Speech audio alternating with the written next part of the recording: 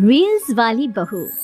प्रज्ञा को रील्स बनाने का बड़ा ही क्रेज है और वो दिन भर रील्स बनाती रहती है। खाते पीते घूमते फिरते घर में कॉलेज में रील्स बनाने के कारण प्रज्ञा पूरे कॉलेज में हाईलाइटेड है। जहां उसकी रील्स सभी को पसंद आते हैं, वहीं मनीषा चिंता में डूबी रहती है। एक रोज जब खाते हुए प्रज्ञा रील्स बना रही होती है, तब मनीषा कहती है, एक मिनट भी चैन नहीं है इस लड़की को। ये नहीं कि खाना तो आराम से खा ले, लेकिन नहीं, अरे थोड़ी देर रील्स नहीं बनाओगी तो आसमान नहीं टूट पड़ेगा। अरे मम्मी, इसी को तो कहते हैं डिटर्मिनेशन। तुम नहीं समझोगी ये सब। भगवान, इस लड़की को सद्बुद्धि दे। जब देखो तब टेढ़ा बाका मुंह बनाती रहती है। मनीषा की बात का प्रज्ञा पर जरा भी असर नहीं होता और वो खाते खाते रील्स बनाती रहती है। दिन बीतने लगते हैं और देखते देखते प्रज्ञा का कॉलेज भी खत्म हो जाता है। आए दिन कोई ना कोई मनीषा को प्रज्ञा की शादी करवाने का सुझाव दे जाता है।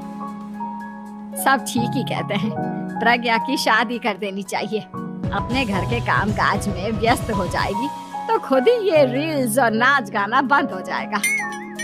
मनीषा और प्रेम प्रज्ञा के लिए एक अच्छा लड़का ढूंढने लगते हैं और तभी विकी का रिश्ता प्रज्ञा के लिए आता है, जिसने प्रज्ञा को उसकी रील्स देखकर पसंद कर लिया था।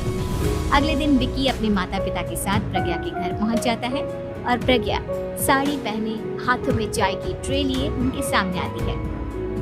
जब विकी को पसंद है तो हमें भी बहू पसंद है। बहन जी, आप बारात की तैयारी कीजिए। एक बार लड़का लड़की अकेले में बात कर ले तो अच्छा रहेगा। हाँ हाँ, क्यों नहीं।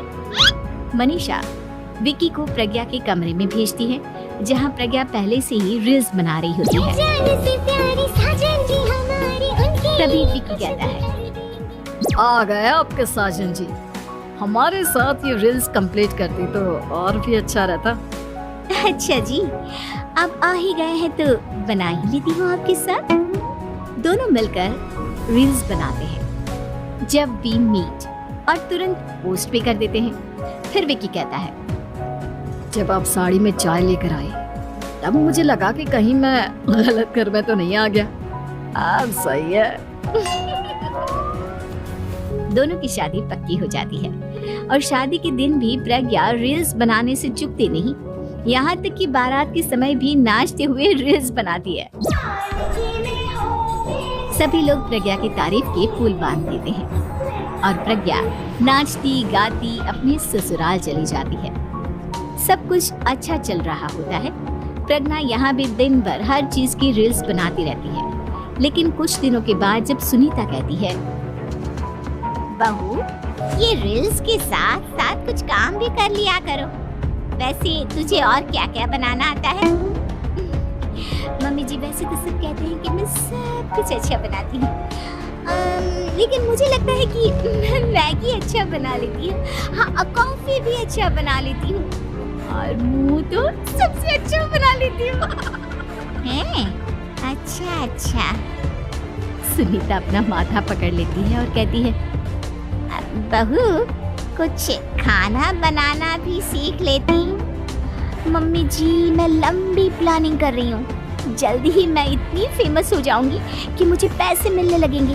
हम दोनों सास बहू राज करेंगे, राज ना कर काम करेंगी और लोगों की तो लाइन लगेगी हमसे मिलने के लिए। तेरा दिमाग खराब हो गया है क्या बहू? हंसी मजाक तक ठीक है, लेकिन इस तरह घर नहीं चलते। जितना जल्दी हो इस घर के तौर तरीकों को सीख लो।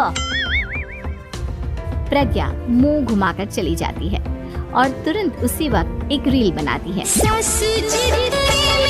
ये देख सुनीता का गुस्सा 7वें आसमान पर चला जाता है और विकी के घर आती ही सुनीता उसे सब कुछ बताती है। विकी भी अब प्रज्ञा की इन हरकतों से परेशान हो जाता है। तुम टेंशन मत लो मम्मा, मैं देख लूंगा। विकी कमरे में जाता है तो देखता है कि प्रज्ञा रील्स बना रही है। विकी बड़े ही प्यार से प्रज्ञा से कहता है, प्रज्ञा, इन सब के लिए मैं तुम्हें मना नहीं कर रहा हूँ, लेकिन फिर भी हर वक्त तो ये अच्छा नहीं लगता ना। समझने की कोशिश करो, मुझे भी तुम्हारा थोड़ा वक्त चाहिए। मैं जब ऑफिस से आता हूँ तो मुझे समय देने की जगह इसी में लगे रहते। तुम ज्यादा ही सोच रहे हो। तुम भी मेरे साथ रील्स बनाओ ना, तुम्हें भी बहुत अच्छा लगेगा। तुम्हें इज्जत से कोई बात समझ में नहीं आती क्या? दिमाग खराब हो गया है तुम्हारा इस चकाचौंध से। अगर तुमने अपना रवैया नहीं बदला तो मैं तुमसे दूर चला जाऊंगा। तुम ही रिश्ता लेकर आए थे, मुझे लड़कों की कमी नहीं थी और ना आज है। विकी दरवाजा पटक कर चला जाता है। धीरे धीरे विकी प्रज्ञा से दूर होता जाता है। एक रोज मनीषा प्रज्ञा के ससुराल उससे मिलने जाती है। तब सुनीता उससे कहती है, बहन जी, अब आई हैं तो कुछ दिन यहाँ रहकर जाइएगा, आप ही का घर है। हाँ मम्मी, बहुत दिन हो गए तुम्हारे साथ एक भी रील नहीं बनाई मैंने। प्रज्ञा तुरंत अपने फोन में रील्स ऑन कर लेती है। मेरी माँ के बराबर ये सब मुझसे नहीं हुआ। तेरा ये भूत अभी तक नहीं उतरा क्या? बहन जी आप कुछ कहती नहीं क्या इसे? जब आप ही कुछ नहीं कर पाई तो मैं कर ही क्या सकती हूँ। सास तो वैसे ही बदनाम है। शाम को घर की लाइट चली जाती है और मनीषा प्रज्ञा से कहती है, मेरे घुटनों में बहुत दर्द हो रहा है, तू लाइट का कुछ इंतजाम करना बेटा। अच्छा कैंडल जला देती हूँ मम्मा। प्रज्ञा गाते हुए कैंडल जलाती है और खिड़की के पर्दे के पास रख देती है। मनीषा जिसे बहुत दर्द हो रहा है वो सो जाती है और प्रज्ञा हमेशा की तरह अपनी रील्स में लग जाती है। उधर कैंडल की वजह से पर्दा आग पकड़ लेता है और मनीषा के कमरे में आग लग जाती है। बचाओ, कोई है बचाओ। सभी भागते हैं और विकी कमरे की आग बुझाने में लग जाता है, लेकिन तब तक मनीषा आधी जल चुकी थी। मनीषा की हालत देख प्रज्ञा रोने लगती है। विकी मनीषा को तुरंत हॉस्पिटल ले जाता है और उसे एडमिट कराता है। विकी प्रज्ञा से कहता है, देख लिया ना, तुम्हारे इस नाच गाने की वजह से आज तुम्हारी माँ की जान जाते जाते रह गई। अब पता नहीं तुम और क्या चाहती हो। उधर डॉक्टर कहते हैं, इनकी हालत बहुत नाजुक है, आधे से ज्यादा जल चुकी है। प्रज्ञा रोती हुई मंदिर में जाती है और भगवान के आगे जाकर कहती है, भगवान मेरी माँ को ठीक कर दो, मैं कसम खाती हूँ हाथ से ये रील्स बनाना छोड़ दूंगी, बस मुझे मेरी माँ वापस मिल जाए। 2 दिन बीत जाते हैं और मनीषा खतरे से बाहर आ जाती है। पेशेंट अब ठीक है, आप लोग उनसे मिल सकते हो। सब कोई मनीषा से मिलता है और प्रज्ञा सबके सामने अपना फोन तोड़ देती है। मुझे माफ कर दो मम्मा, मैंने तुम लोगों की बातों को नजरअंदाज किया।